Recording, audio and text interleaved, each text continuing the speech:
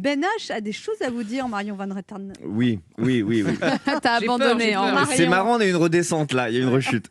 Hier soir, il est autour de 22h13 lorsque mon téléphone sonne. La personne qui m'appelle étant enregistrée sous le nom de Problème dans mon répertoire et ne sachant pas à quoi m'attendre, je décide de répondre tout de même. Allô Anne, que puis-je faire pour toi? Oui Ben, je ne sais pas si tu as vu, mais demain on reçoit Marion Van Rettergem. Est-ce que tu la connais? Anne, tu me demandes si je connais Marion Van Rettergem. Tu parles de cette immense reporter multi-récompensée à chaque fois qu'elle sort quelque chose pour son travail.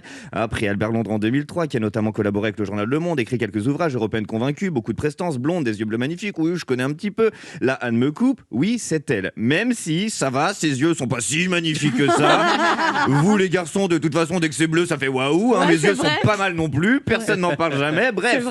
Peux-tu lire son livre dans la nuit pour demain et faire une chronique drôle? Bien sûr, Anne. C'est quoi le sujet du livre? C'est Angela Merkel. On va bien se marrer. Lol, à demain. Demander une chronique drôle sur Angela Merkel, c'est là qu'on comprend pourquoi Anne Romanoff est baptisé Problème dans mon répertoire.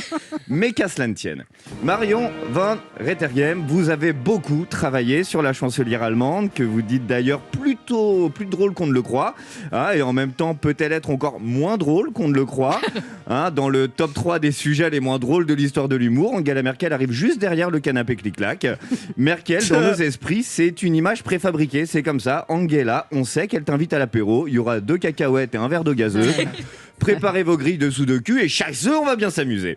Mais Merkel, c'est bien plus qu'un sujet. La France a la Tour Eiffel, l'Allemagne a Angela Merkel. Déjà, les deux clignotent la nuit. Mais surtout, le temps n'a aucun effet sur elle. Tu regardes toutes les photos officielles avec nos présidents depuis 16 ans. Le seul truc qui change, c'est nos présidents. Pour elle, d'ailleurs, c'est juste une photo avec le nouveau stagiaire pour le trombinoscope, finalement. Dans le fond, Angela, c'est la seule femme politique qui nous gouverne et pour qui nous n'avons jamais voté.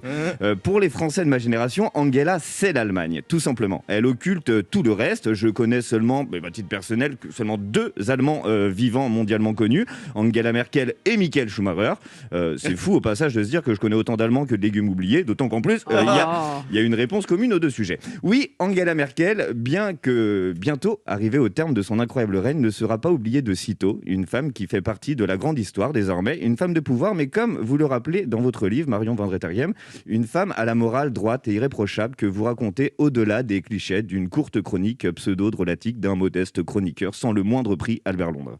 La chancelière, au-delà de ce qu'on croit, au-delà de ce qu'on pense. En gros, ma chronique, c'est Merkel, votre ouvrage, c'est Angela. Marion Van Rettergem, merci de m'avoir écouté. Merci à vous.